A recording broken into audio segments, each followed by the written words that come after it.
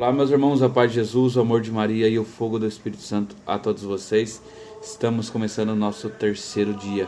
Hoje, segunda-feira, vamos fazer a leitura, da primeira leitura hoje da liturgia.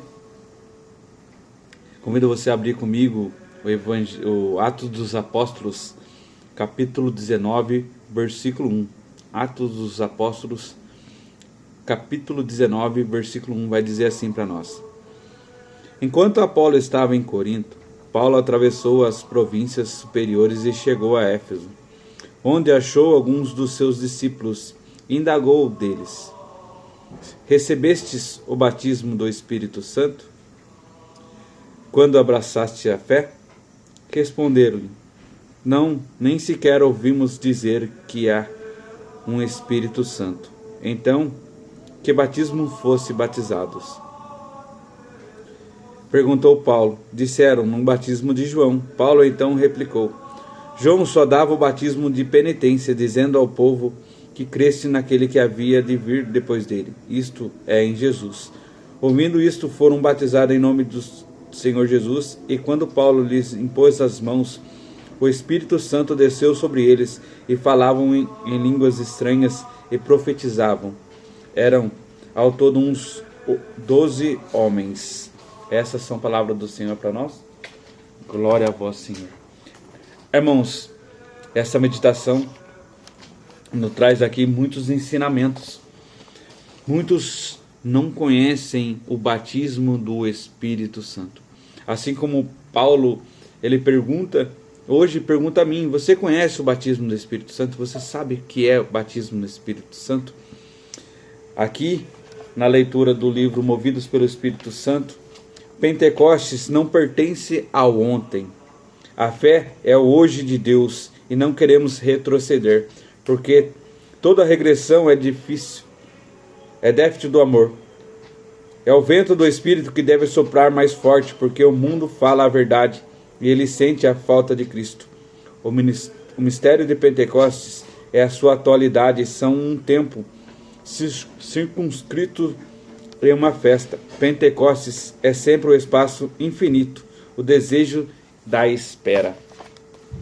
Aqui também vou trazer uma leitura da carta do Espírito Santo da Santa Helena Guerra, onde ela traz aqui: a questão é que temos sido fiéis à graça profética com que o Senhor tem completado nesses tempos privilegiados. Irmãos, nós temos sido fiéis à graça profética que tem nos trazido. O tema proposto para o jubileu deste ano: pela virtude do Espírito Santo, transbordeis de esperança. Irmão, você tem transbordado de esperança por essa graça profética que tem nos nossos tempos? Existe uma promessa de um avivamento sobre a nossa geração. Você tem sido fiel a esta promessa?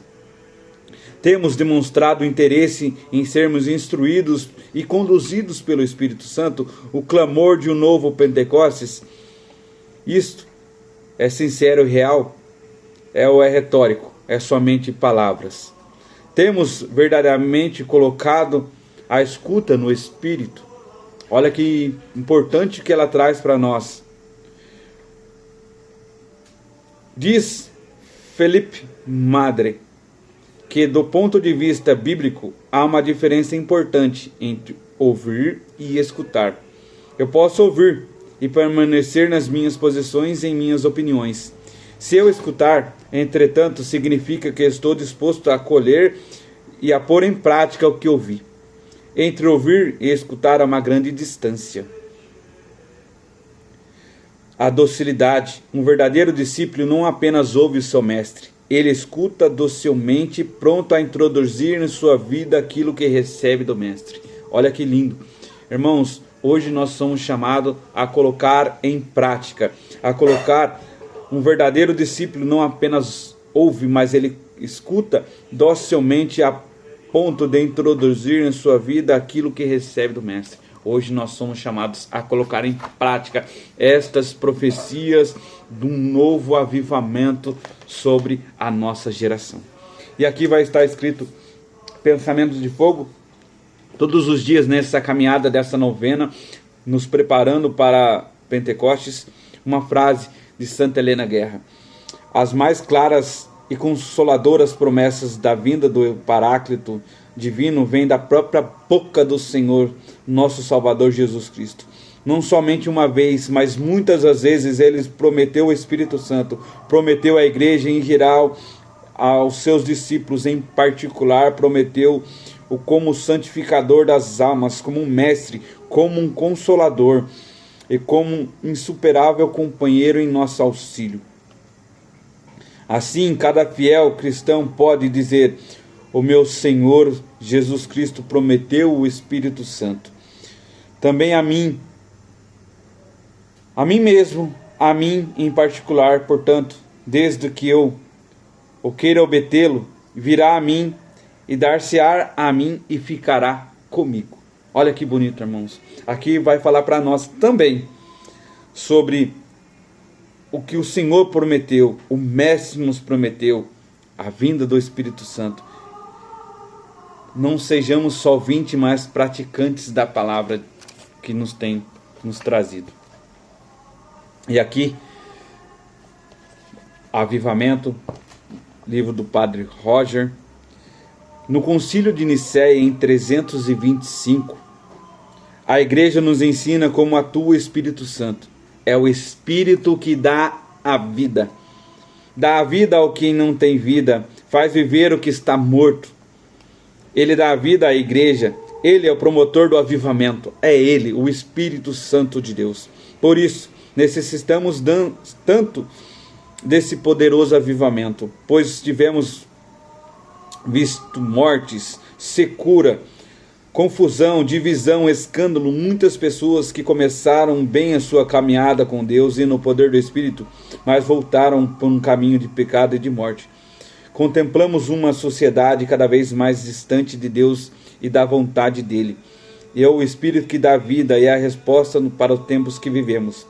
Tocamos umas constantes perdas de esperança pela decepção com as autoridades, com os escândalos dentro da igreja, e somente um grande intervenção do Espírito que dá vida é capaz de fazer reviver a fé e a esperança, o amor que tem arrefecido em tantos os corações. Creio que o Espírito Santo que dá vida.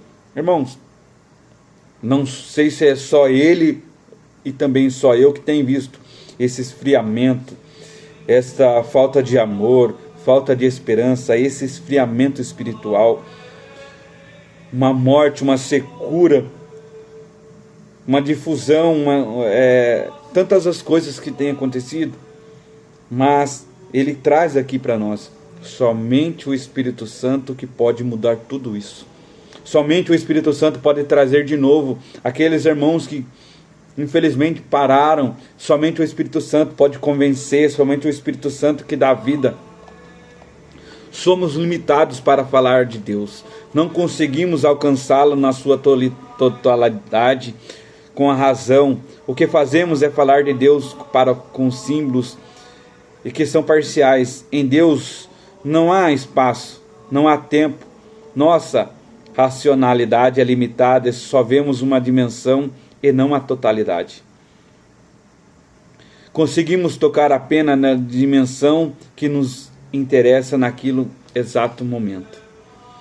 Um exemplo claro para que fique compreendido o que estou falando: quando refletimos sobre Deus, o Criador, tocamos apenas numa dimensão de Deus, que é criadora, mas Deus é infinito.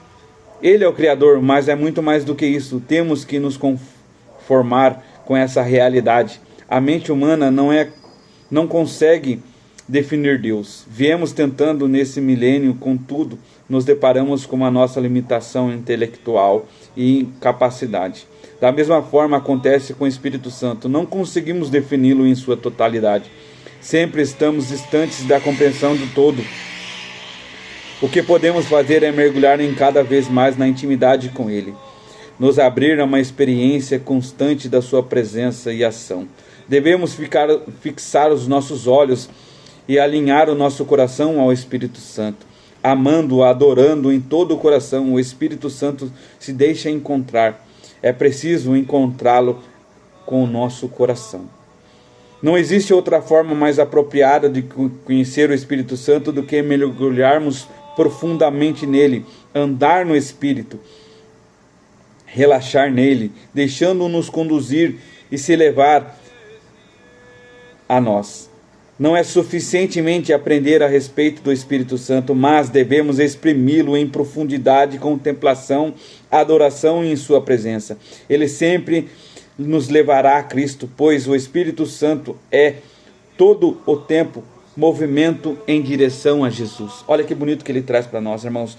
Nós temos que nos entregar totalmente, não somente intelectualmente saber quem é o Espírito, mas devemos ter uma intimidade com ele, a contemplação, a adoração na sua presença. É ele que nos leva em direção a Cristo. O importante não é olharmos para a igreja somente como instituição sagrada e hierárquica. É uma grande bênção para a humanidade, sacramento universal da salvação. Mas é preciso entender que a igreja também é o povo de Deus, que caminha sobre esta terra em direção ao céu. Todos nós somos igreja e o Espírito Santo que nos movimenta em todos nós. Ele é a respiração da igreja.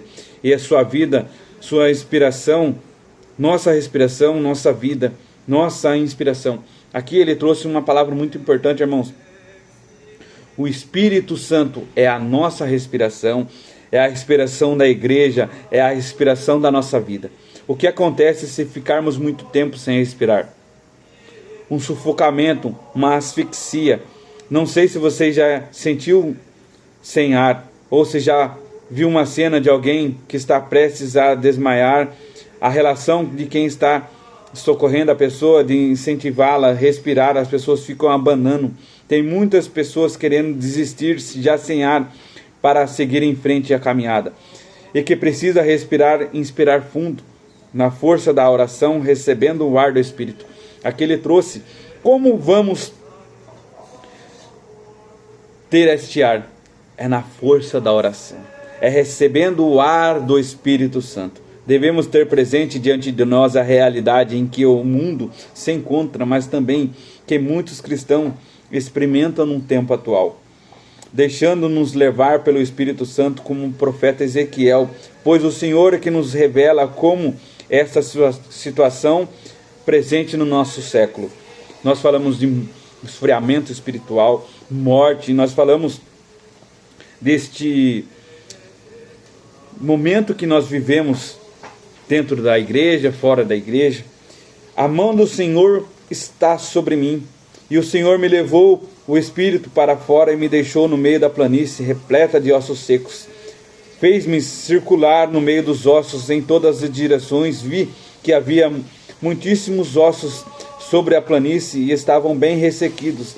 Ele me perguntou: filho do homem, esses ossos poderão reviver? Eu respondi: Senhor Deus, tu sabes. E ele me disse: profetiza sobre esses ossos e dize-lhes: ossos ressequidos, ouvi a palavra do Senhor, assim diz o Senhor Deus, e estes ossos vos infundir-vos o mesmo Espírito para que reavivar. Eu vos darei nervos, farei crescer carne, estenderei por cima da pele, porei em vós um Espírito para reavivar. Então sabereis que eu sou o Senhor. Ezequiel vai nos trazer isto. Então, existe uma solução humana para tudo aquilo que vivemos nesta geração. É uma visão estarrecedora, um vale de ossos secos, mas infeliz realidade que vivemos. Porém, Deus tem a solução. Só Ele pode alterar o curso da história. É o que Ele nos indica num poderoso avivamento. Somente esta ação pode transformar as coisas e devolver a humanidade para o rumo certo. Talvez alguns possam pensar que a minha visão é pessimista, mas analisamos minuciosamente o que vivemos e experimentamos. Fazemos um diagnóstico preciso. Veremos que não há outra solução a não ser uma poderosa intervenção do Altíssimo, o magnânimo, e percebemos que o Senhor Deus utiliza do ser humano, rendido a Ele, a Ele para fazer as obras acontecerem nesse sentido. Todas as transformações para Israel naquele tempo passou pela fé a disponibilidade profética de Ezequiel, assim como no século 21 passa pela nossa fé e disponibilidade profética de sermos boca de Deus nesta geração. Já nas mortes espirituais, no pecado, no caminho da condenação, Deus quer derramar o seu Espírito, mas procura profetas que acreditam em ossos ressequidos podem voltar a viver pela poderosa ação de Deus, pela poderosa ação do Senhor, que não acredita em nós, que fazer em nós, seus profetas, em um poderoso avivamento. Irmãos, nesta passagem conhecida por todos nós, vemos a ação e a obediência do profeta ao libertar o profeta, o resultado das palavras proferidas segundo a orientação de Deus. Nós trouxemos uma palavra aqui, não sejais só ouvintes, mas também guiados pela palavra do Mestre. Hoje o Senhor ele fala ao meu e ao seu coração, que Ele está chamando profetas para profetizar esse avivamento nesta geração. Profetas que acreditam que os ossos secos podem se tornar a vida. Você acredita nisso, irmãos? Eu convido você a se juntar comigo e profetizar nesse vale de ossos secos, nessa dificuldade que vivemos hoje, nesse esfriamento espiritual, um novo avivamento, um novo agir do Espírito Santo. Um Espírito Santo perene que está sendo derramado, um agir do Espírito Santo que está sendo derramado sobre cada um de nós. Irmãos, o que aconteceu em Pentecostes é uma garantia do que acontece hoje, um derramamento perene do Espírito Santo.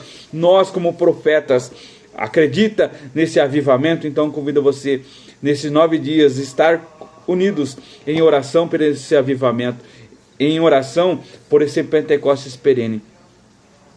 O Senhor, Ele procura profetas que acreditam. E você é um deles?